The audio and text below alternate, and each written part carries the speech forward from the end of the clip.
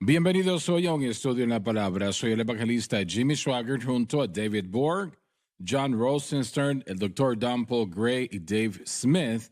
Y es un placer estar con ustedes el día de hoy para estudiar la palabra de Dios juntos. Como hemos dicho en algunas programaciones, estamos estudiando a Daniel, versículo tras versículo en este libro.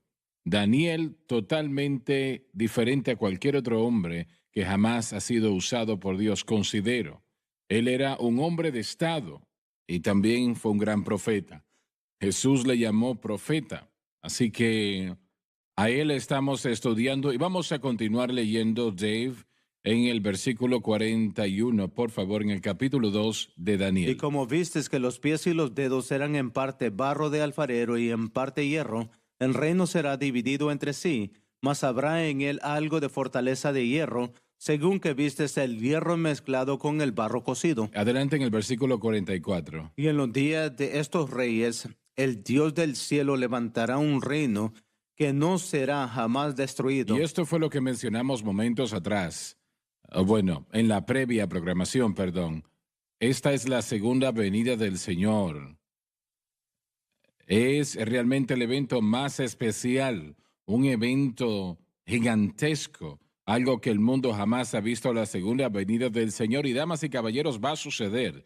Escuche lo que le estoy diciendo, eso va a suceder. Entienda lo que le digo.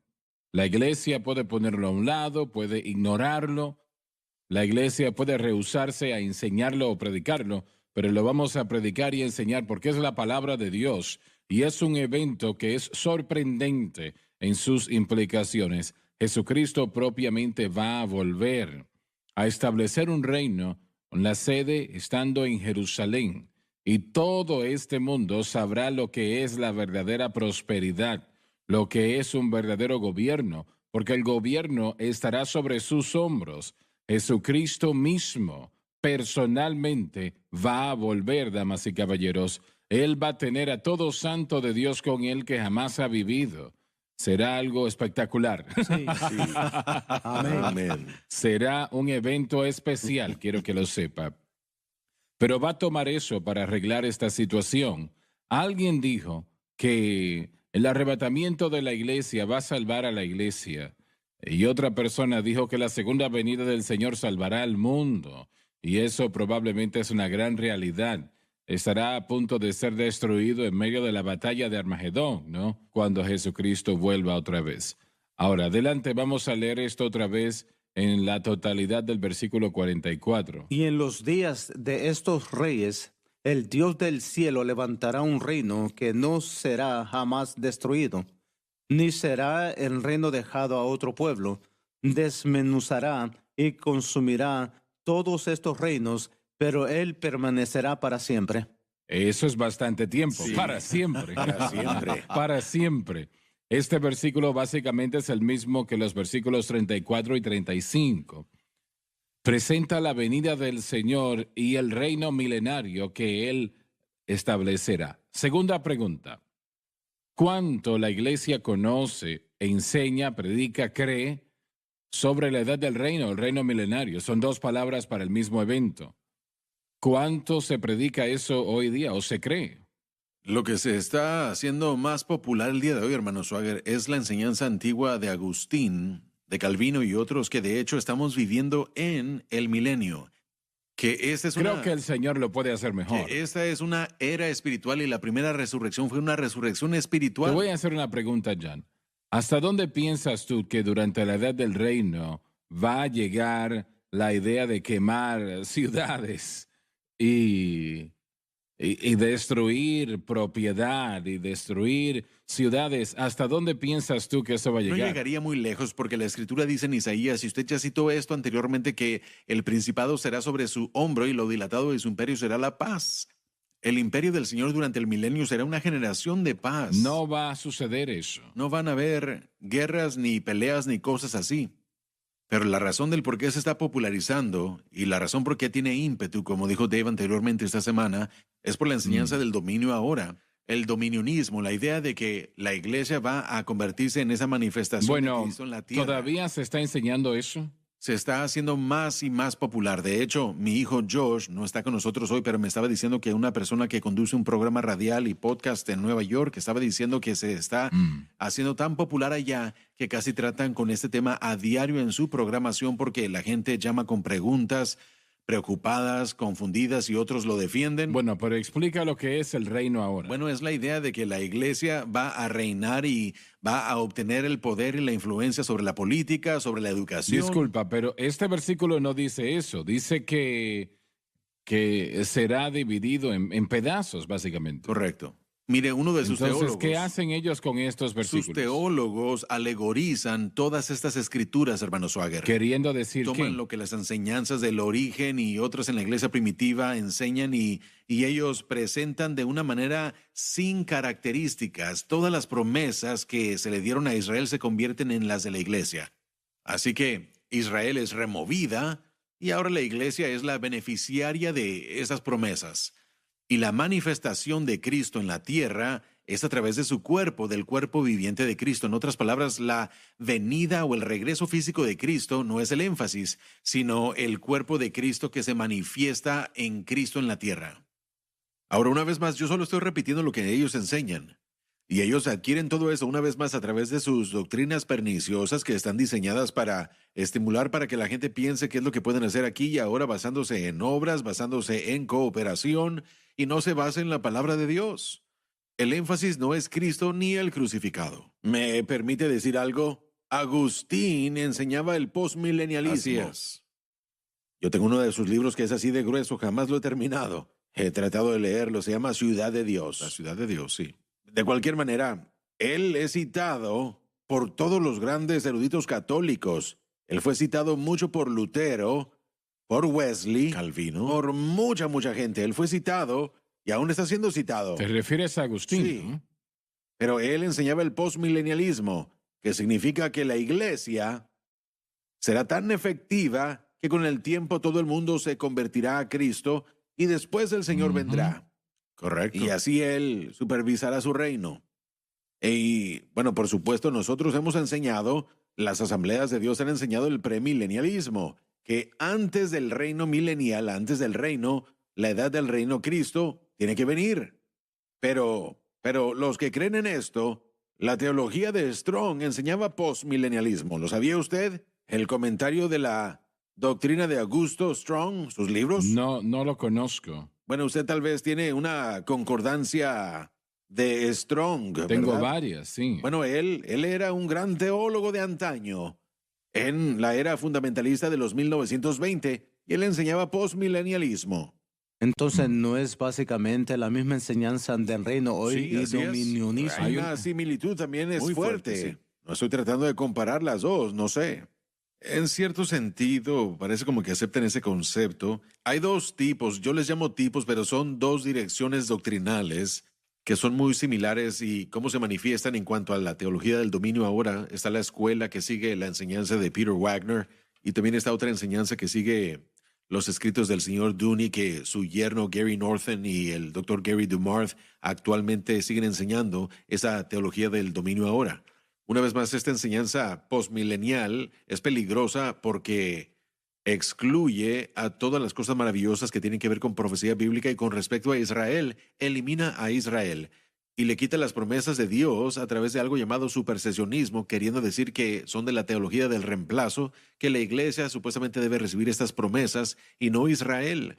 Así que espiritualiza las promesas materiales a Israel con respecto a ellos y espiritualiza al reino de Dios en la tierra ahora y elimina la necesidad de el entendimiento de lo que debemos buscar. Entonces, esa piedra que viene del cielo, que es Cristo, que rompe en pedazos estos reinos de la tierra, con poder como el mundo jamás ha visto o conocido, ¿ellos realmente no creen eso? No lo ven como usted y yo. De hecho, algunos de los eruditos de los que yo he leído ni siquiera dan la credibilidad al libro de Daniel en lo absoluto. No sienten, bueno, Bien, ellos han pero- aceptado un concepto de crítica alta y no creen que Daniel fue escrito en el tiempo en el que Daniel lo escribió, sino que fue escrito después de muchos de esos eventos que se cumplieron. Porque Para rechaza poder lo que explicar ellos su enseñan. teología, Pero exacto, sí. toda la idea para mí no parece que es firme. Básicamente está diciendo que todas las cosas van a mejorar, pero la Biblia dice que van a empeorar. Y eso es lo que estoy viendo que está Las cosas se van a sucediendo empeorar, delante de así es. nosotros. Así es, exactamente. Adelante, versículo 45, Dave. De la manera que vistes que del monte fue cortada una piedra, no con manos, la cual desmenuzó al hierro, el bronce, el barro, la plata y el oro, el gran Dios ha mostrado al rey lo que ha de acontecer en lo porvenir, y el sueño es verdadero y fiel su interpretación. Puesto que el rey ha visto todo esto en su sueño, es Nabucodonosor de quien habló. Consecuentemente, ahora no tiene excusa para continuar adorando a sus ídolos muertos. Él debe de adorar al gran Dios, quien ha mostrado al rey lo que ha de acontecer en el porvenir. Y esto fue 2500 años atrás. Obviamente, esto aún no ha sucedido. Esta es la segunda venida del Señor. Pero, damas y caballeros, permítanme decirles algo. Eso va a suceder. Lo que es entregado en este libro va a suceder. Jesucristo vuelve a la tierra otra vez y Él vuelve con un poder como el mundo jamás ha visto o vivido antes. Y Él va a establecer un reino que va a incorporar toda la tierra. Él será el Rey de Reyes y Señor de Señores. Eso quiere decir que Él estará a cargo de todo el mundo. Y el mundo realmente entonces sabrá lo que es la justicia y la santidad. Y, y sin lugar a dudas habrán millones que serán salvos durante ese tiempo, entregarán su corazón a Cristo, pero todavía habrá muchos que no lo harán. Es extraño, pero así va a suceder. Ya volvemos. Estamos de vuelta. Ustedes estaban hablando de algo durante la pausa. Bueno, solamente estábamos presentando nuestros pensamientos durante la pausa sobre la influencia que la escritura agustina tuvo sobre no solo la Iglesia Católica, pero también sobre la Iglesia Reformada, la Iglesia de la Reforma. Y aún tiene una gran influencia. A menudo los argumentos son refutados citando a Agustín en vez de la palabra de Dios. Como dije anteriormente en el programa, el punto de vista milenialista, que no va a haber un reino milenial de Cristo, y por supuesto el punto de vista postmilenial que el Dr. Gray mencionó, que después de que la iglesia obtenga el poder y la fortaleza y se apodere del mundo, Cristo va a regresar. Yo nunca leí mucho de Agustino. Él se resalta bastante, pero yo nunca lo estudié. Muchos de sus escritos y enseñanzas, una vez más, de una persona no muy bien conocida, Ticonio. Algunos de sus puntos de vista sobre el postmilenialismo no se popularizaron, pero Agustín parece como que aceptó muchos de esos cuando uno compara a los dos. Así como podemos ver con E.W. Kenyon y sus escritos, como más adelante una persona tomó muchos de sus escritos con respecto a la idea de que Cristo murió espiritualmente. Tenemos que tener cuidado leyendo la escolaridad y leyendo algunos de esos libros de historia, sin minimizarlos, porque Dios sí utilizó a algunas de estas personas a pesar de sus enseñanzas malas. Pero tenemos que tener cuidado, y aquí es donde yo pienso, hermano Swagger, para mí, que el mensaje de la cruz, cuando yo recién lo acepté y comencé a entenderlo, usted lo explicó, pero mi madre me presentó a él el día que aprendí a cómo confiar en Cristo y la obra consumada, y después usted lo explicó hermosamente poco después en cuanto al entendimiento de todo. Pero al fijarme en la historia y en los libros que he Disculpa, leído... John, cuando viniste aquí inicialmente, ¿cuánto tiempo habías entendido? Nuestro primer viaje, irónicamente, fue en 1998 y la primera persona que conocimos fue Dan Burrett, que muchos saben recientemente acaba de fallecer hace unos meses. Dan se acercó a nosotros cuando entramos y básicamente tomó a mi esposa y se presentó con ella, y después trajo a su esposa Doreen, y eso fue en la campaña de 1998 en noviembre. Había estado siguiendo el ministerio yo ya por muchos años, hermano Swagger, desde a finales de los 70s, en los 80s, y el Señor nos llamó aquí. Yo lo conocí a usted en 1982 en una cruzada en Filadelfia. Yo era mucho más grande en aquellos días, pesaba 272 libras y tuve el placer Eras bastante grande. Sí, tuve el placer de conocerlo a usted y a su esposa y tuve una gran oportunidad. Yo interrumpí su almuerzo cuando usted escuchó mi nombre, que era Rosenstone. Usted dijo, siéntese. Y después comenzamos a hablar de lo que estaba comenzando a suceder en Israel en ese entonces, en el Líbano. Así que compartimos un poco y después de como 35 minutos su esposa dijo, tengo que hacer que mi esposo regrese al hotel para descansar porque va a predicar esta noche. Y yo le dije, excelente, hagamos eso. Pero en serio, Mi madre siguió al ministerio por muchos años y este ministerio fue su pilar en cuanto a el aprendizaje bíblico. Ella decía que había mucha gente adicta a las drogas, pero ella era adicta al Espíritu de Dios. Siempre quiero más del Espíritu de Dios. Y voy a ser breve. Cuando yo tenía mi problema con fumar cigarrillos, al principio de mis 20, a mediados de mis 20, estaba fumando 4 o 5 cajetillas de cigarrillos al día, tratando de hacer todo lo que podía para detenerme. Y aquí estaba yo, era un atleta de un lado y de otro Esa lado. situación, John, tiene una atadura fuerte en la persona. Hermano Swagger, yo podía levantar 300 libras en ese entonces, pero no podía dejar de agarrar ese cigarrillo de media onza de peso con tabaco dentro de él. Así de poderosa era la atracción para mí. Y mi madre dijo algo que hasta este día es muy profundo, muy perfecto. Ella dijo, ya no sigas tratando de hacer lo que Cristo ya hizo. Lo que Él hizo en la cruz fue todo lo que necesitabas. Ella no lo podía explicar más, pero era esa encapsulación de lo que yo creo que ella entendía que era el mensaje de la cruz. Y cuando usted comenzó a revelar, creo que fue en 1996 o 97, el mensaje de la cruz y comenzó a enseñarlo y a predicarlo, y después los comentarios comenzaron a surgir, me hizo entender que todo lo que yo pensaba de cómo vivir para Dios estaba mal, tratando de hacerlo a través de la fuerza de voluntad, porque como atleta uno trata de ponerse metas todo el tiempo y de hacer obras y de esforzarse y cumplir con medidas, y yo lo hice también en mi servicio cristiano para Dios también. Y de repente el peso de un yunque fue quitado de mi espalda y el Espíritu de Dios trajo la vida, y en unos cuantos meses yo había dejado de fumar cigarrillos, habían otras cosas que estaban afectándome y eso se fue también. Y el Señor nos dio la libertad. Yo tuve un derrame en 1997.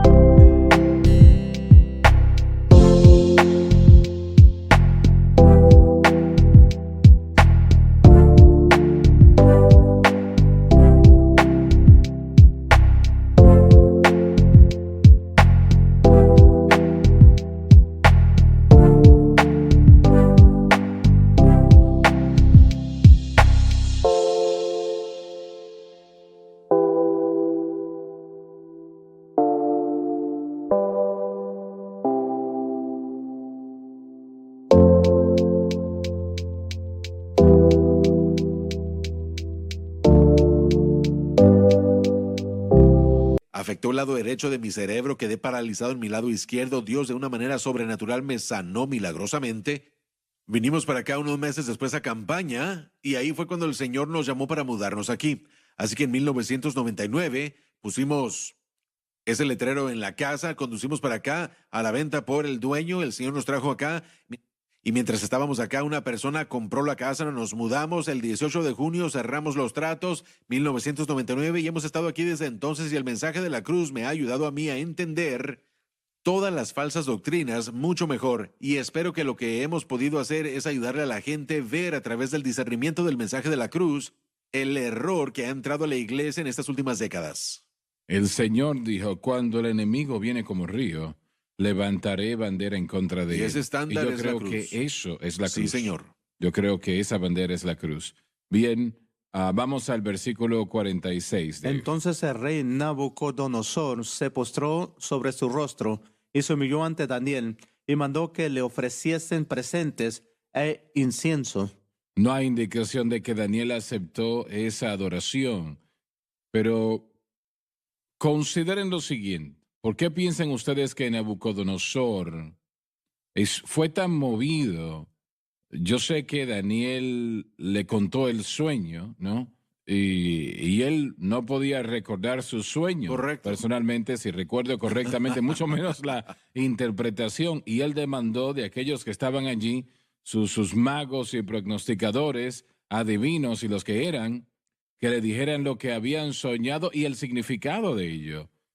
Entonces, debe de ser que tuvo un gran significado cuando Daniel le dio el significado. Parece que lo tocó en gran manera para conducirse como lo hizo hacia Daniel, ¿no? Y de alguna manera me parece a mí como que él falló, ¿no? creo que había más allí que simplemente un sueño, algo más que un sueño, ¿no? Hice esta pregunta semanas atrás, la vuelvo a hacer ahora. ¿Piensan ustedes que cuando Nabucodonosor vivió esos 7 años, Sí, 7 años es. que comió, Sí. vamos a decir, vivió como un animal, sin vestimenta y bueno, la situación muy terrible? Por su orgullo, ¿no? El Señor lo humilló, el Señor lo humilló. Y cuando volvió a sus cabales y le dio gloria a Dios, ¿piensan ustedes que él realmente aceptó al Señor como su Salvador en ese tiempo hasta donde él sabía? Y si él, por ejemplo, si él cambió la dirección de esa manera, estoy seguro que Daniel y los hebreos allí, que eran cautivos, lo hubiesen corregido, ¿no? Le hubiesen ayudado. ¿Piensan ustedes que él le entregó su corazón al Yo creo Señor? que el capítulo 4 nos dice eso, hermano Swagger. De hecho, Nabucodonosor escribió el capítulo 4 del libro de Daniel. Está escrito en arameo y escrito bajo su primera persona, dando evidencia clara, y creo que la mayoría de los eruditos estarían de acuerdo conmigo. Más bien, yo estoy de acuerdo con la mayoría de los eruditos, que los que entienden correctamente sí pueden ver que el capítulo 4 fue escrito por él en el libro de Daniel, y claramente nos muestra que durante sus años de locura y cuando él salió de eso, creo que él tuvo una experiencia con el Señor, y de ahí podemos ver un cambio en él. Aquí podemos ver el orgullo de Nabucodonosor, aún después de este gran milagro de Daniel, que fue usado por Dios para interpretar su sueño, pero él lo tomó de una manera muy arrogante, porque vamos a ver en el próximo capítulo cómo él después erige una imagen de sí mismo para que la gente la adorara.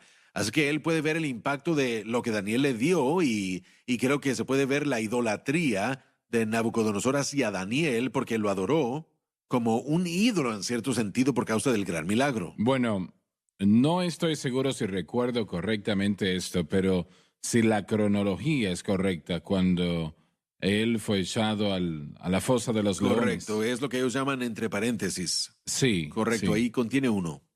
Pero estoy tratando de encontrar aquí en el capítulo 4 el verso que quería ver, que, bueno, Adelante, por favor. ¿Querías decir algo, doctor no, Gray? No. gracias. Pero miramos aquí, él exaltando a Daniel, Sí. queriendo que Daniel fuera adorado. Entonces yo pienso que hay una falta de entendimiento, pero lo que sucedió tuvo que haber sido Él no sobrenatural. entendía, él Sí, realmente no tenía instrucción sobre el tema.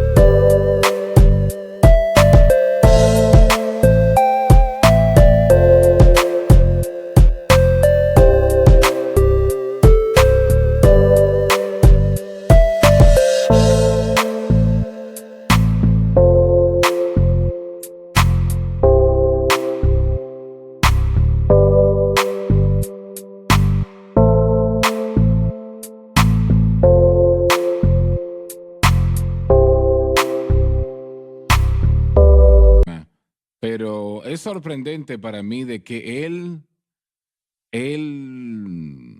vamos a decir que fue tan movido por lo que había sucedido.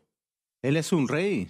Él es más que un rey. Él es el hombre más emperador de poderoso. todo el mundo, Sí, de aquel momento. sí. A mí me impresiona ver el corazón del Señor queriendo alcanzar a este rey. Sí. Lo vemos a él revelándose a sí mismo en su poder y revelándose a través de este sueño, dándole este sueño a Daniel, la interpretación de él.